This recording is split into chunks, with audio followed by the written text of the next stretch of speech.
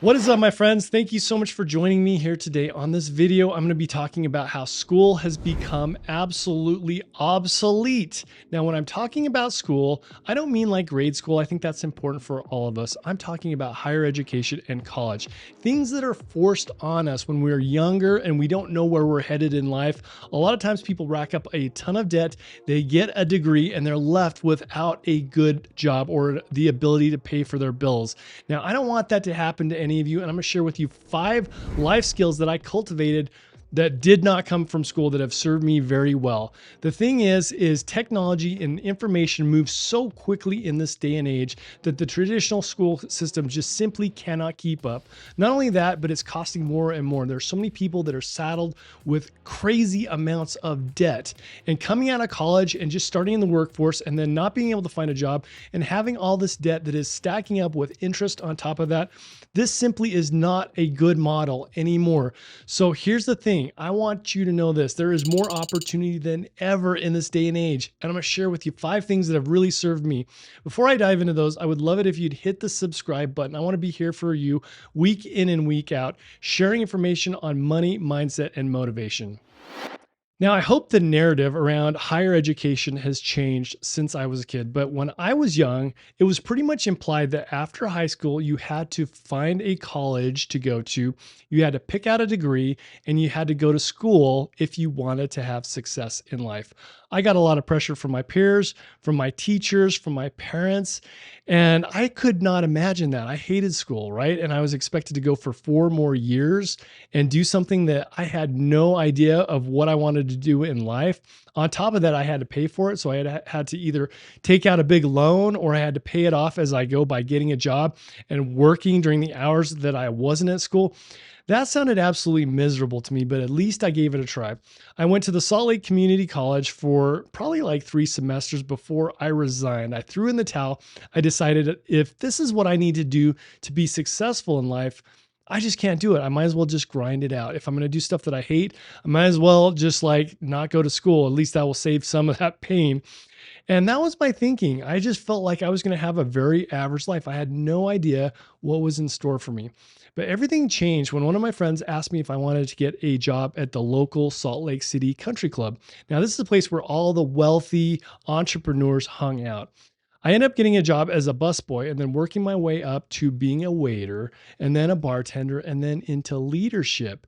And what was cool is I started to get mentored by a lot of these amazing, wealthy entrepreneurs. They started to teach me different ways to interact, how to socialize, how to network. They taught me about money, and I really got a different perspective on life.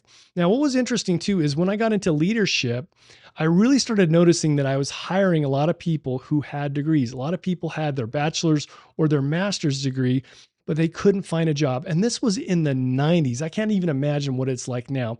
But back in the 90s, I am someone here that's in a management position that has no degree, that's hiring a lot of other people who have degrees, but they were left without a job after they had completed school.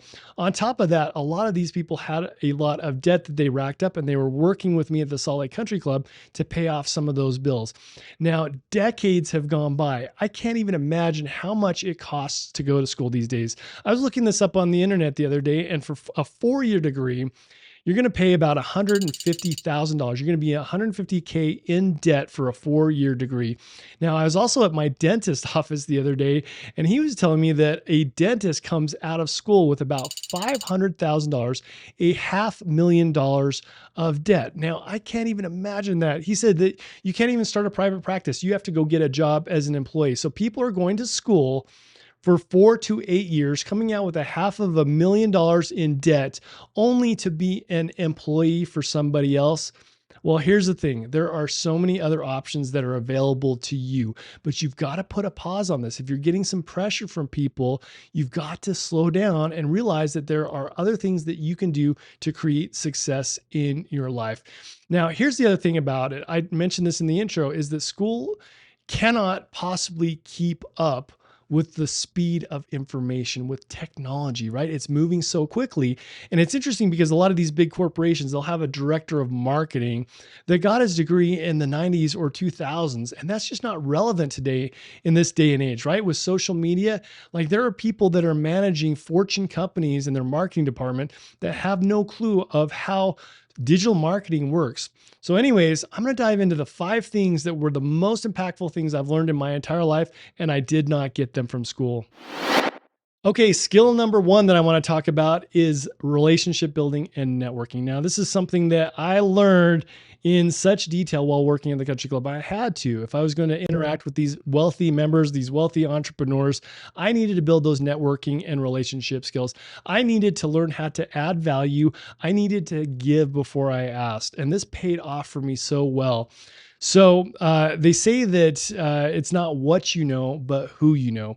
And this came into play. I didn't tell you the end of this story with working at the country club, but the general manager, he could see something in me that I could not see in myself. He could tell that I was very fascinated with entrepreneurship, but I didn't have the confidence. Like I didn't go to school. I thought I was not going to be successful. So there's no way I was going to leave this job and go strike it out on my own.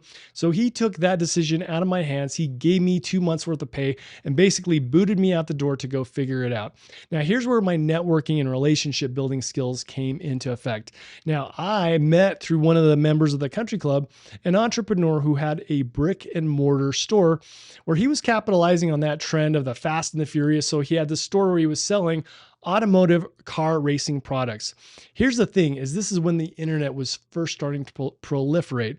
Now, I had cultivated a skill of learning how to build websites. So what I did is I used my networking skills to build a relationship with this entrepreneur, and I was able to get him to invest in building an online web store where he could sell to anybody in the United States instead of just people locally. Not only that, but he was able to reduce the overhead of this business. So this was a really good first foray into entrepreneurship for me. But I wouldn't have been able to do that without having a solid foundation of networking and relationship building skills. Now, another reason why I think this is so important is say you're looking for a job. Now, I do a lot of work on LinkedIn, and a lot of people are like, how do I get in with this job? Now, the worst thing that you can do is go to the website and apply for a job. You really have to understand networking and relationship building and find your way in the back door. Now, I was also a DJ in some of the big clubs during the 2000s. I loved to DJ. And it was like a really crowded market. And if you wanted to become a DJ, you either played in your bedroom or in some back room. Sometimes there would be like a promoter that would let you go play in the lounge. I didn't want that. I wanted to be playing on the big stage. So I used my networking skills to build relationship with the door guy, right? The bouncer. Once I built a relationship with him, then I could get to know some of the bartenders. Once I got to know the bartenders, then I would get to know the owners of the club. And once I knew the owners of the club, I worked out deals where I could go into their club and use it for a night. Basically, they would make all the money from selling liquor sales, and I would get the entire door. So I was able to completely cut the line and play in front of big crowds and make a ton of money instead of just trying to schmooze the promoter and work in the back room for pennies, right? So those are a couple of examples of how powerful networking can be. You've got to cultivate the skill of relationship building. Okay, skill number 2 that I learned that I didn't learn in school is understanding digital marketing. So after I left the country club, I got a partnership with this entrepreneur. He had the brick and mortar store, and my job was to build a website where we could sell to anybody in the nation, right? Sometimes outside of our country. And to be able to do this online, it tapped us into a much bigger market. And at the time, this is when Google was first coming around. So I learned how to rank highly in the search engines. And by doing this, we could send traffic from Google to this website and then sell people automotive racing products.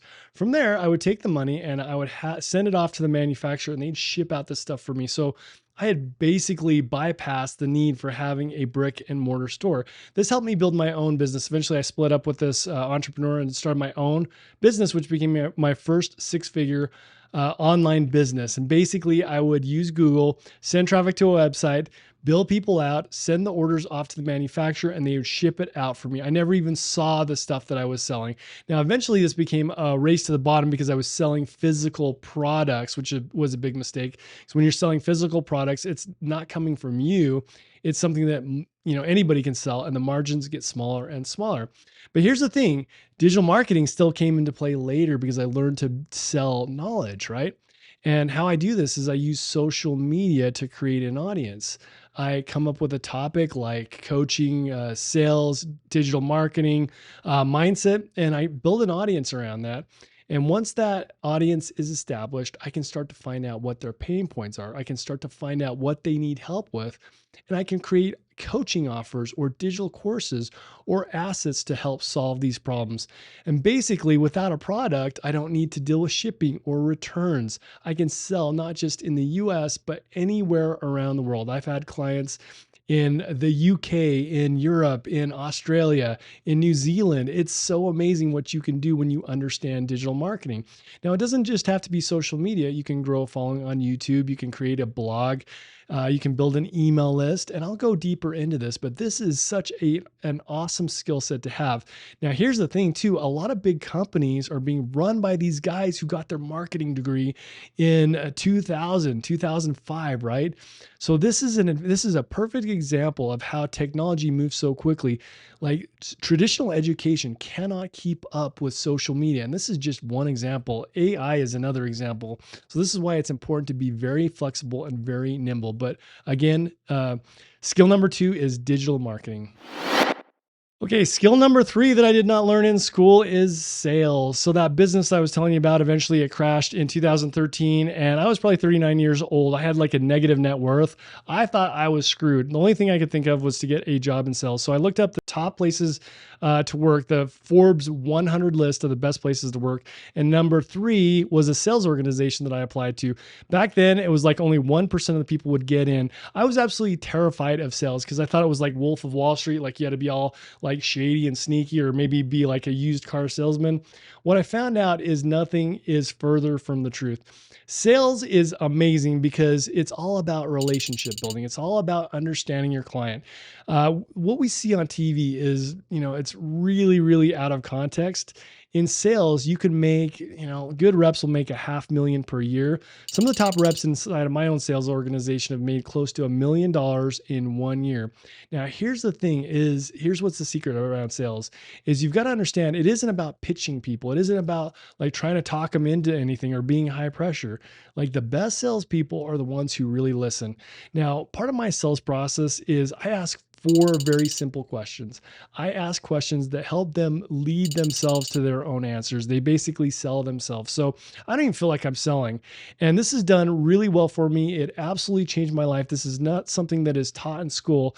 And in the future, I'll release more videos that talk a little bit more about sales. If you want to get into sales, how to approach that, maybe share a little bit more of my story so that you can learn how to do this. But if you're an entrepreneur, you're going to be doing some sales. If you're applying for a job, you're selling yourself. Sales is so important, and it's not something to be afraid of. It's a skill that you can cultivate that will pay massive dividends. Now, we hear about AI replacing a lot of jobs, right? And I think that's going to do the same with sales to an extent, but high level sales is something that not everybody can do. This is why they don't teach it in school. But if you learn to cultivate even some basic sales skills, you will set yourself up for success in so many different arenas.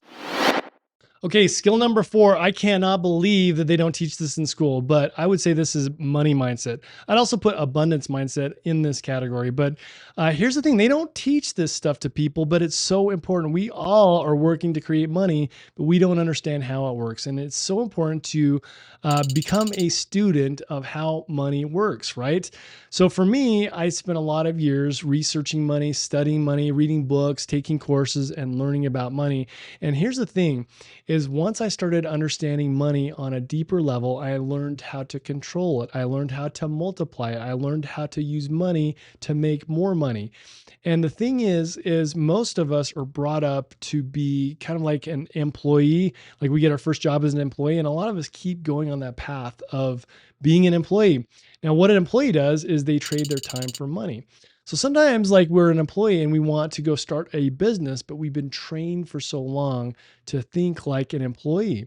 Therefore, even if we start a business, we end up becoming self-employed and end up just doing more stuff on our own. We end up owning our job. Now, here's what's cool about learning about money is you can learn to invest money. You can learn to build systems that replicate and scale themselves, right?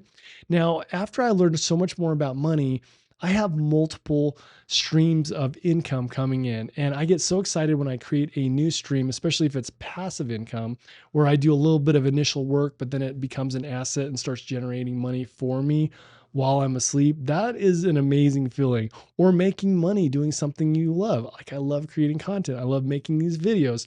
I love podcasting. To make money doing something you love is incredible, but you've got to understand how money works. Once you start cultivating your money mindset, you'll start to see different opportunities. Now, think about somebody like Elon Musk. That guy probably could create money on demand in any field because he understands how money works. Now, I think abundance has a lot to do with this too. We are wired for scarcity. We are wired to live in lack. And here's the thing, I like to use the analogy of the Great Recession, okay? So when the Great Recession happened, so many people lost so much money because they were scared. They didn't understand it. But some of the best entrepreneurs, some of the best people with money learned to create generational wealth because they were buying assets when everybody was running away. When there was a scare in the market, there were some people that sold their lifetime portfolio at a discount while other people bought that up. The people who sold have just like put a crimp in their finances for the rest of their life, while other people were able to buy stuff when it was an extreme discount and set themselves up for generational wealth. That's because they understand money. They're not afraid of it. They've learned about it and they lean into courage and not into fear. So money mindset and abundance mindset, I would say, is a huge skill that I learned that I didn't get from school.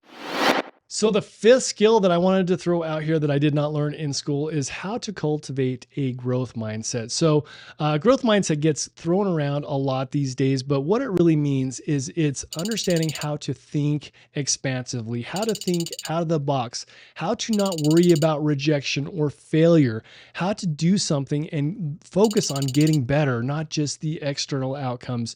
So a couple examples of this is like when I applied for that job in sales for the number 3 on the Fortune 100 best places to work, there were 99 applicants for every one that got accepted. So I was up against the wall. When I applied for that job, they required 2 years of sales experience, which I did not have. It required a 4-year degree, which I did not have. It required 3 references that have worked with you in the past 24 months. I did not have that. But I knew I had confidence and a growth mindset, and I was willing to go for it. Cultivating a growth mindset makes you not fear failure. It makes you embrace it. It makes you learn from it. It makes you more willing to seek out feedback so that you can improve and not see it as like some type of defeat. Now, that in essence is growth mindset. It also allows you to think, I always talk about the country club people as being very expansive thinkers. So that's what growth mindset is as well. It causes you to think out of the box and not within the box. So back to money, a lot of people are just resigned to be like, well, I don't know about money. I just don't know about it. I'm not good with money. Okay, having a growth mindset is not accepting that. You may not know about money, but you're going to ask this question. Well, how do I make more money? How do I learn about money? Who do I need to know? But growth mindset is a shift in the way that you perceive the world, and you start to work outside of the box that you created. We do this, right? Like even with school, I told you about how I thought I wasn't going to be successful because I was told that unless you went to school, unless you got a degree and worked hard, you weren't going to be successful. So that's an example of a paradigm or a construct. And when we work within that, that's all you have available to you.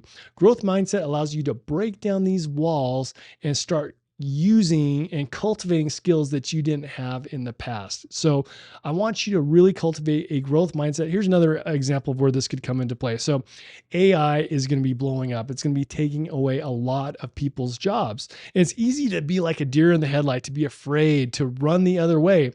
But with a growth mindset, you start to think, how can I capitalize on this, right? So in my head, I'm thinking AI is going to be a massive disruptor. But right now I'm like, how do people capitalize on this? Okay. So the people that are going to run the other way and all the information, all the AI technology that's going to come out that's supposed to help all these companies, they're going to need people to bridge that gap. They're going to need to be people who understand how to sell, how to market, and how to get companies to understand this new technology. So right now, just by using a growth mindset, I can see such a huge opportunity when most people are fearing their jobs because of artificial intelligence. Okay, my friends, let's wrap this up. To recap, the 5 skills that I want you to cultivate: number 1, networking and relationship building. Number 2, start to understand digital marketing. There's so much opportunity there. Number 3, learn how to sell. It's nothing to be afraid of. Number 4, cultivate a money mindset. Don't avoid money. Learn about money, learn how to use it, learn how to leverage it, learn how to duplicate it. Number 5, cultivate a growth mindset so you are thinking outside of the box and not inside of the box. Now, here's what I want you to do. Make sure you hit the subscribe button and share this with anybody who could use this message. If you're considering going back to school, or if you haven't gone, but you are considering it, make sure you think this through. There's a lot of opportunity out there if you cultivate these 5 skills. Now, I would love it if you would join my VIP list where I talk in greater detail about a lot of these topics, and I will be releasing videos in the future on these. So go into the description and join my VIP list. It just takes about 10 seconds to sign up, and I'll be dropping value to your inbox. Thank you so much, and I'll catch you on the next video.